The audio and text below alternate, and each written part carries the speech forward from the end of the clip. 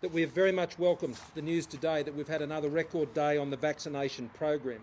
More than 210,000 vaccine doses delivered in the past 24 hours from yesterday. 12 million doses have now been reached. We are hitting these extra millions now within the week and indeed in as few as 6 days. 125,000 vaccines delivered by GPs who continue to do the lion's share of the lifting when it comes to delivering these vaccines all around the countries. And I want to thank those GPs for the tremendous job they're doing, and all of those working in the vaccination hubs and clinics that are run by our state governments all around the country for getting this job done. We are now at 40% of Australians who are eligible for a vaccine on a first dose. 1 in 4 over 50s are now fully vaccinated. And for those who are over 70, over 40% or around 40% are now fully vaccinated, and over 80% have had a first dose. We agreed today in principle the national plan to chart the way back. That plan, I confirm, has 4 phases. The current suppression phase, where we're vaccinating, where we're preparing and piloting the tools that we'll be using in subsequent phases. The transition phase, as it is now known, which is phase B, which we will move to when we hit the first vaccination target. The third phase is the consolidation phase, and then the final phase that follows beyond that. The plan that we've agreed in principle today, this plan, recognises the different starting points of states and territories in terms of where they are right now. And we've agreed that no state under the current suppression phase and beyond should be required to lift restrictions and or increase restrictions, I should say, beyond where they currently are right now.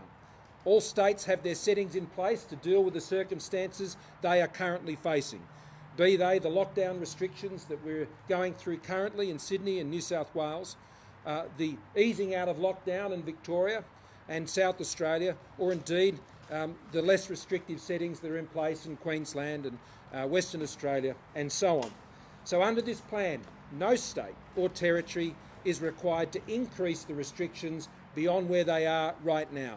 They are a matter for them to set based on the balance of risk that they see in their state and territory. This plan, I should also stress, as we've learned all the way through COVID-19, is subject to the rules that indeed COVID-19 writes itself. New variants that can emerge. If this were to occur, then of course we would look at those very carefully. We would undertake further scientific analysis of that. But the work that we've done, the plan that we've agreed in principle this evening, is based on our full knowledge of the Delta variant as it is available to us, the excellent work that has been done by the Doherty Institute to inform these decisions, as well as by the Commonwealth Treasury working with the state treasuries all around the country. At each stage, I want to be clear about what the vaccination targets mean for phase B and phase C. States and territories move into the next phase when 1, the national average for the vaccination program as a percentage of eligible adults is achieved nationally, and then that state itself has achieved the vaccination threshold in their own state. So it's like a 2-key process. To get to that next phase, all of Australia has to get there together on average, and then beyond that, each state or territory will pass into that second and third phase based when they reach those thresholds. And as I stressed, they are expressed as a percentage of the eligible population. The thresholds, which we are announcing tonight, are completely 100% consistent with the scientific modelling and advice provided together by the Treasuries and the Doherty Institute.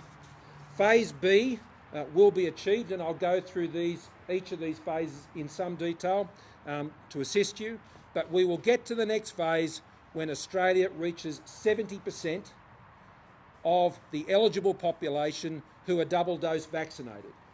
We will get to phase C when we hit 80%. Now, these are targets for all Australians to achieve.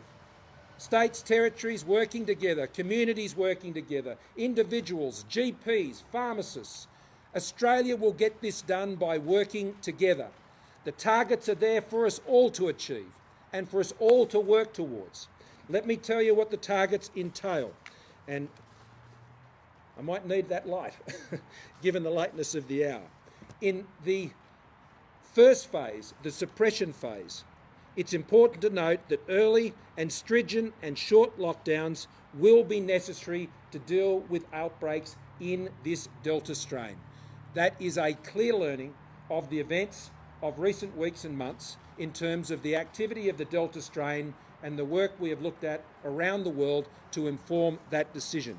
So it is important that in that first phase we continue to strongly suppress the virus for the purpose of minimising community transmission. And a very big and the most important tool in that arrangement is, if we do see outbreaks occurring, then we need to clamp down on those extremely quickly. Now, more broadly than that, the restrictions that you're seeing, as I said before, in states and territories around the country will continue at those settings, and there is no requirement to make them more stringent based on the current settings around the country. If there was an outbreak that were to occur, though, then of course states and territories would need to take the necessary action.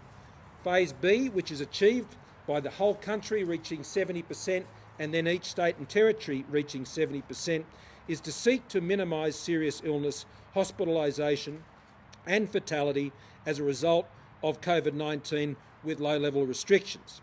Now, what that means is we will continue to maintain those high vaccination rates and continue to increase them, encouraging uptake through incentives and other measures. We will minimise cases in the community through ongoing low-level restrictions and effective track and trace. So track, trace, isolate and quarantine remain in very important parts of the program of keeping pace with any potential outbreak that may occur in the country at that time. When you reach 70%, the advice is that you've built up a much more significant level of protection, which enables the usual settings and levers that we have to deal with an outbreak, particularly of Delta, are able to be more effective. Against current rates, that is not the case. And as I note, there is only 2 countries, significant countries, that have reached a 70% level of vaccination, double dose of their eligible population: the United Kingdom and Israel. Moving on, lockdowns in Phase B are less likely, but they are possible. They are less likely, I wish to stress, and in targeted cases and more targeted cases, they may be necessary in those circumstances. But they are not something that you would normally expect because of the much higher level of vaccination and protection that exists within the country. International border caps will remain, and low-level international arrivals will be able to be undertaken under controlled settings with safe and proportionate quarantine to minimise the risk of COVID entering. We will ease restrictions in Phase B on vaccinated residents.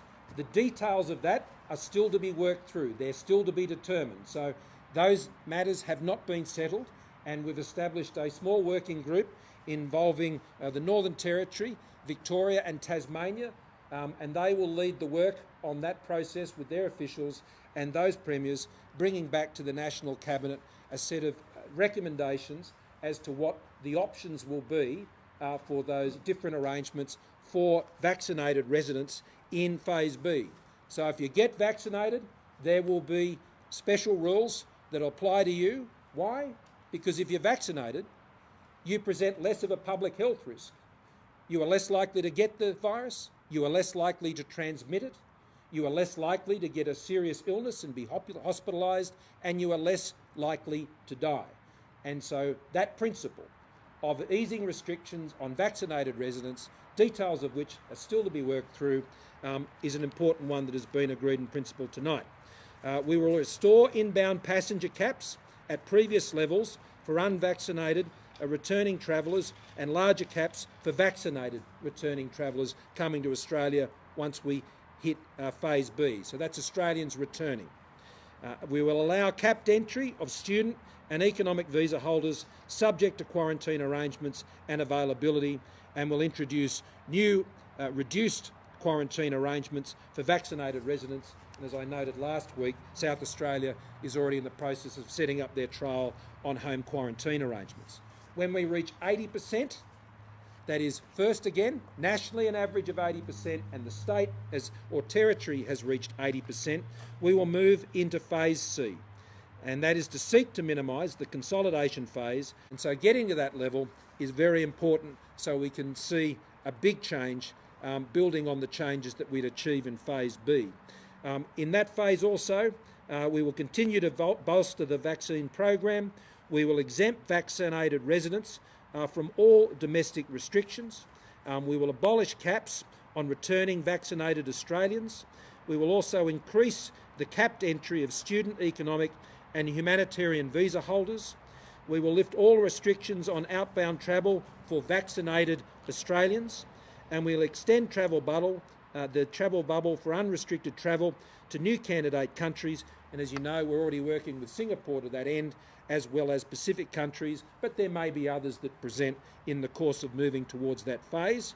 There will be a gradual reopening of inward and outbound international travel with safe countries, those that have the same sort of vaccination levels that Australia has, and proportionate quarantine and reduced requirements for fully vaccinated inbound travellers. Now, the final phase, there is not a vaccination target set at this point. One was not recommended by the Doherty Institute. The reason is it is too hard to say what the situation will be down the track. That may be the passage of time and ensuring that we're operating very successfully in phase C. It also will depend on the booster program, which we have ample vaccines for, but the durability and the proof of those vaccines over time. There are too many unknowns before we can understand life as normal, but that is certainly where we're heading. And every single jab, every single vaccine will take us closer to achieving each of these steps. And Australians, we have to take each step together. And that starts with walking in the door of that vaccine clinic and seeing that GP, that pharmacist, the state hub, and getting that vaccine. 4 phases. The final phase, of course, involves opening international borders, quarantine for high-risk inbound travel only, minimising cases in the community without ongoing restrictions or any lockdowns, living with COVID, because once we get above those 80% marks, the scientific evidence shows that we're largely then in a place where COVID can be managed consistent with other infectious diseases. And of course, we don't apply those types of restrictions to the flu or many other things like that.